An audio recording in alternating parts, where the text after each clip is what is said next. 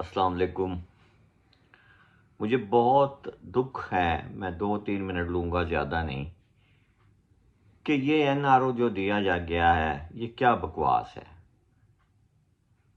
پاکستان کے جو اسٹیبلشمنٹ کے ادارے ہیں یہ کیا کھیل کھیلتے ہیں.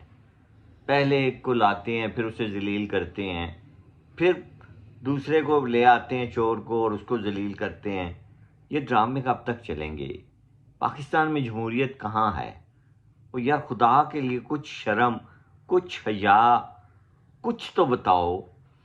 اس ملک کو کیا آپ نے بنا دیا ہے؟ یہ تو رنڈی خانے سے بھی اس کی حیثیت کم ہو گئی ہے.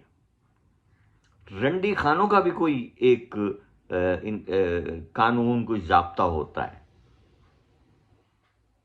پاکستان کا تو آپ نے بیڑا غرق کر دیا ہے، اور اپنا نہیں کیا، عام آدمی کا کیا ہے، میرے جیسے کا کیا ہے، جس کو بجلی کا بل دینا میں تکلیف ہو رہی ہے، جو اپنے گھر کی چیزیں بیچ کے بل دے رہا ہے، جس کو پیٹرول لینے میں تکلیف ہو رہی ہے، جس کو گیس کا بل دینے میں تکلیف ہو رہی ہے، اور سارے ٹیکسز جو ہیں وہ عام آدمی پہ لگا دیے.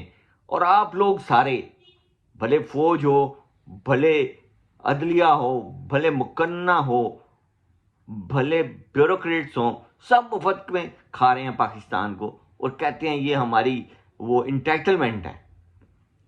ظلم کرو، ظلم نہ کرو یار.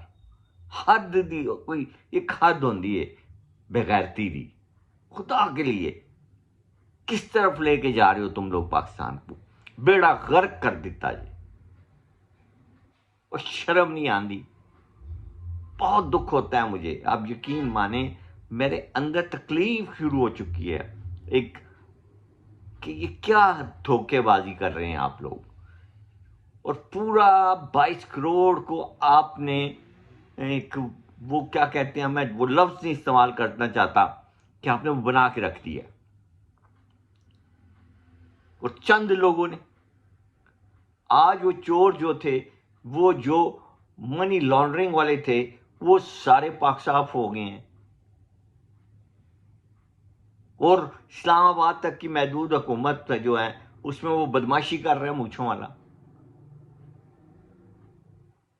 کوئی شرم ہوندی ہے، کوئی حیا ہوندی ہے.